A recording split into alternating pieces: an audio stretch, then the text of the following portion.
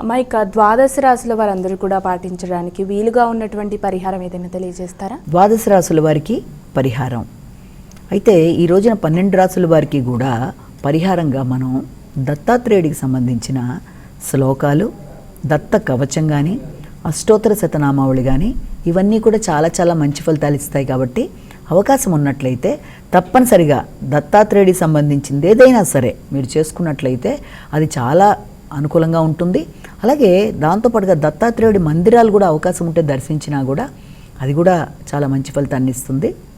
వీటన్నిటికీ కూడా అవకాశం లేదు మాకు వెళ్ళడానికైనా, చేసుకోవడానికైనా, లేకపోతే మేము వినడానికైనా అనుకుంటే అట్లీస్ట్ శ్రీదత్త శరణమ్మ అనే శ్లోకాన్ని పఠించుకున్నా కూడా అది చక్కటి ఫలితాన్ని ఇస్తుంది. కనుక అవకాశం ఉన్నట్లయితే అది చేయండి.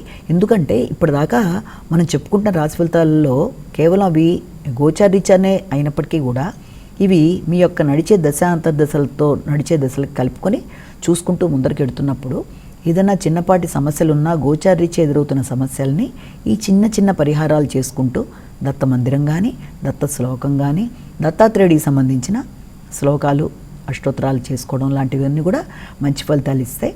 వాళ్ళు దానికి అవకాశం లేదు అనుకున్నా మీ ఇష్ట దేవతా ప్రార్థన కూడా అంతే విధంగా మీకు అనుకూలిస్తుంది. కనుక అవకాశం ఉన్నట్లయితే ఏది మీకు అనుకూలంగా ఉంటుందో అది చేయండి. ఏది ఏమైనా భగవంతుడి మీద నమ్మకం, భక్తి, ఆధ్యాత్మిక ఆలోచనలు మొదలైనవి చేయడం బట్టి మానసిక ప్రశాంతత కూడా ఏర్పడుతుంది. కనుక ఆ దిశలో మీరు ఆలోచన చేసి అనుకున్న ఫలితాలు సాధిస్తూ ముందుకు వెళ్ళండి.